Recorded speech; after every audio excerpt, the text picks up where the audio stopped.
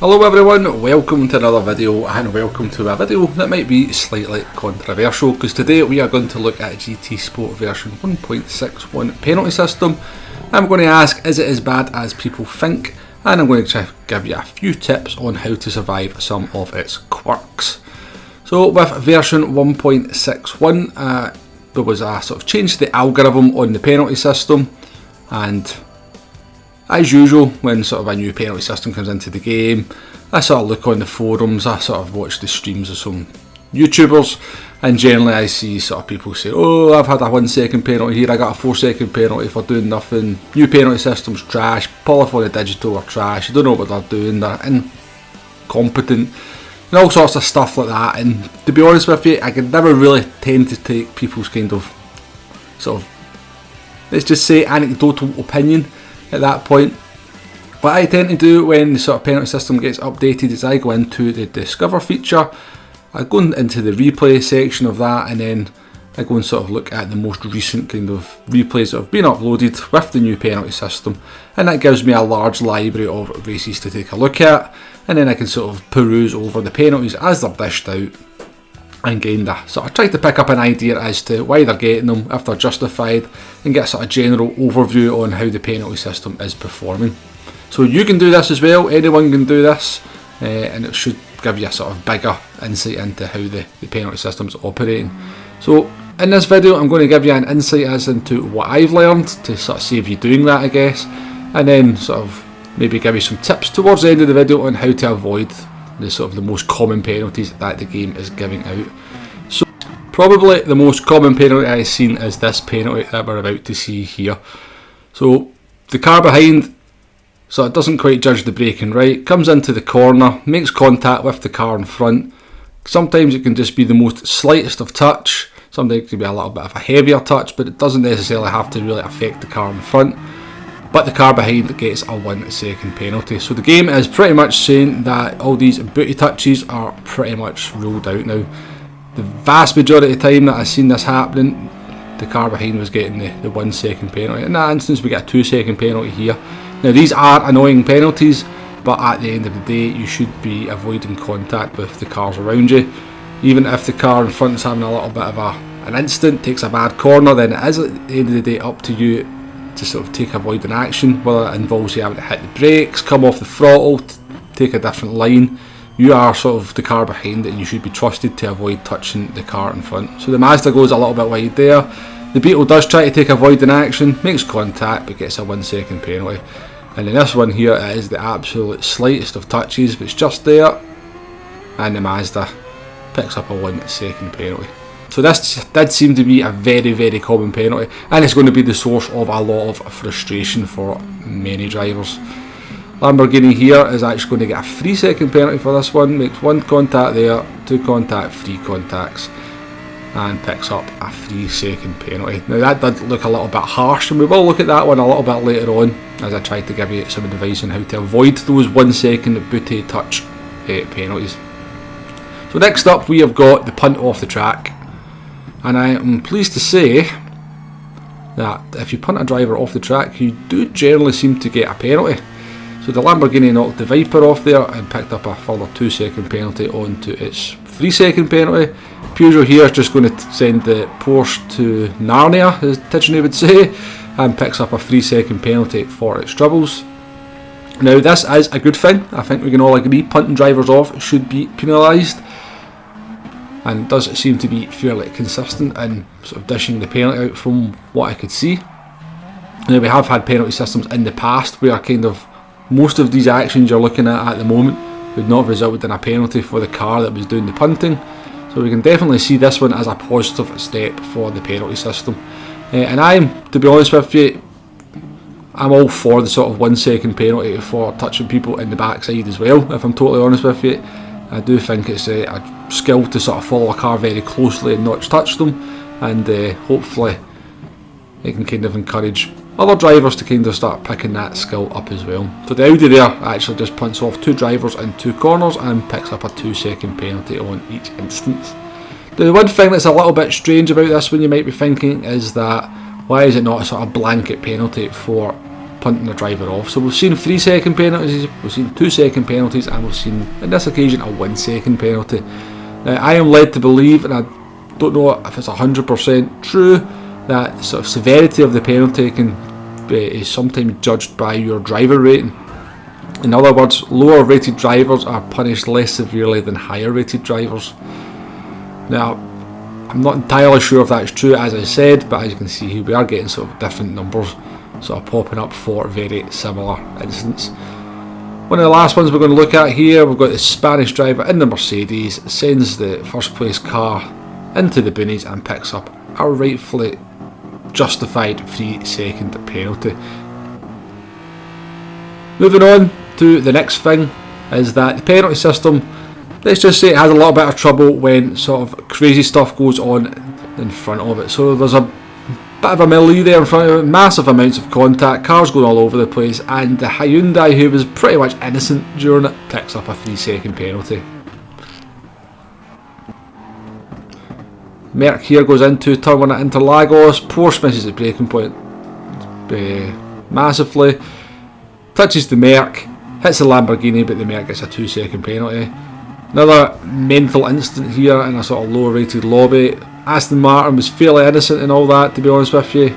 Bit of a massive collision, cars go flying about, Aston Martin gets a 4 second penalty for those troubles. That incident was caused by this McLaren making probably the greatest re-entry to the track in Gran Turismo history. So let's move on to take a look at another thing here. We're going to have a couple of instances where cars make a collision and one of the cars gets spun out. And the car that doesn't spun out gets a 4 second penalty. So I think that's a good thing. We're going to have a sort of similar incident here. We've got the Beetle, makes contact with the FT1, FT1 spins out, I think it's an FT1, Beetle picks up a 4 second penalty. Now, I'm quite happy to see that happen because it's hard to sort of really understand what's happened, but if a car gets spun out, the car that kind of keeps driving into them and causes them to sort of ruin their race does deserve a penalty at the end of the day. Now this is where things get dodgy, and that is the side on contact. So that first one was a little bit of an optimistic move, it resulted in a 2 second penalty, but the Aston Martin here leaves space for the Mitsubishi on the outside, they make side contact and picks up a 2 second penalty. This one's even worse here, the Lexus is going to go round the outside of the Mercedes into the last corner at Interlagos, they're going to make slight contact and then Lexus is going to get a 1 second penalty.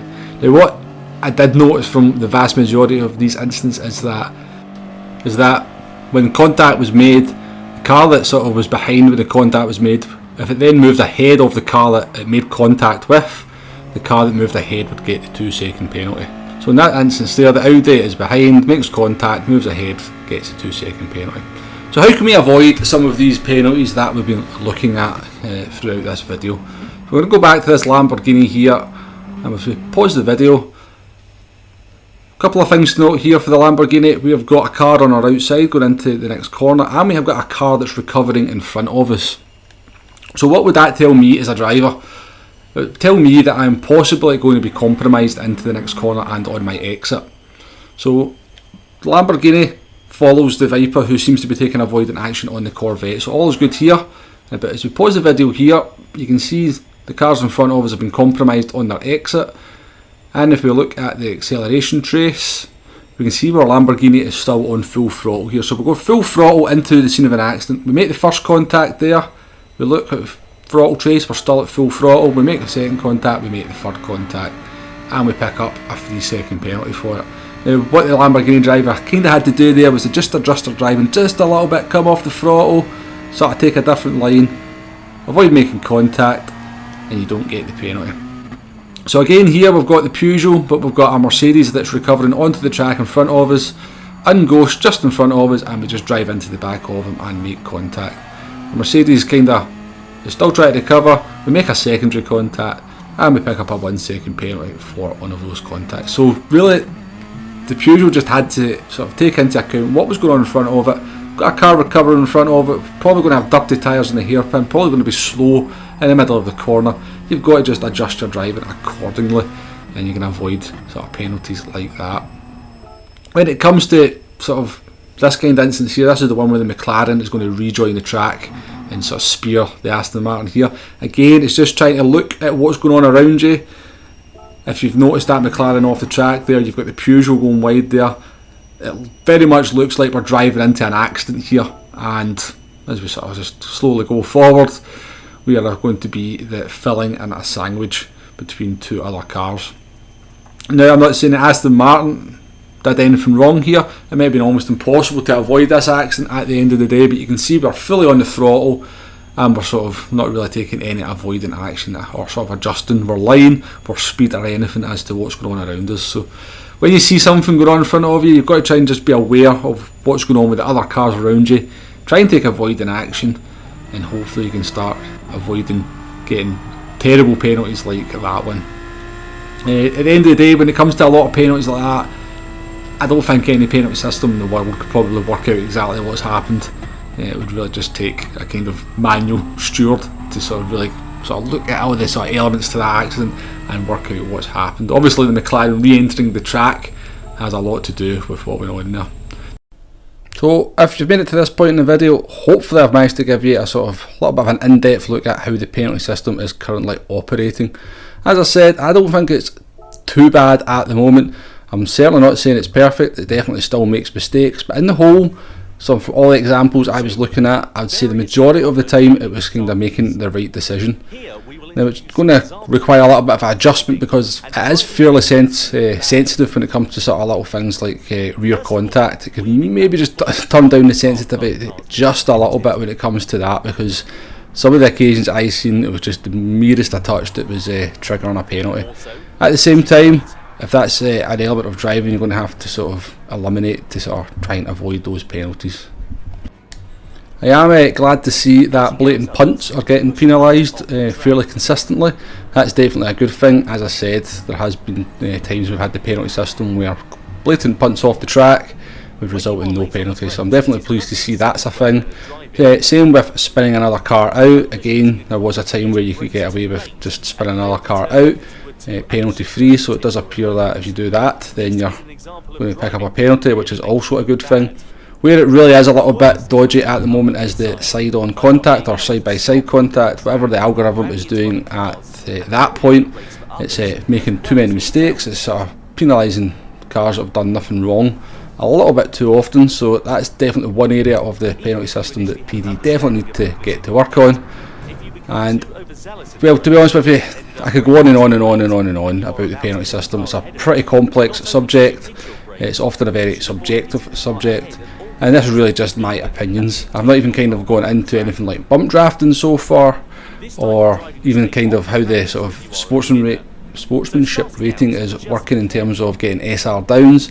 I do believe there's quite a lot of drivers have suffered resets over the last couple of days with the new penalty system. If you've kind of ended up as one of those drivers and it's not been your fault, then I'm sorry for that. I've not even kind of had a chance to look at that myself.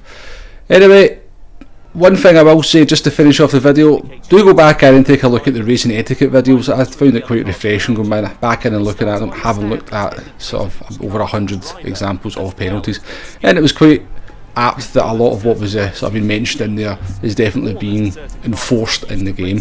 So do take a look at them if you haven't sort of watched them through well. You might find it kind of a little bit humorous and refreshing. Anyway, please leave a comment in the comments below if you like what I'm doing with the video. Feel free to disagree with what I've got to say here. I'm always open for discussion and debate when it comes to Gran Turismo. Until then, please hit that like button, please hit that subscribe button, and I'll see you on the next one. Goodbye now.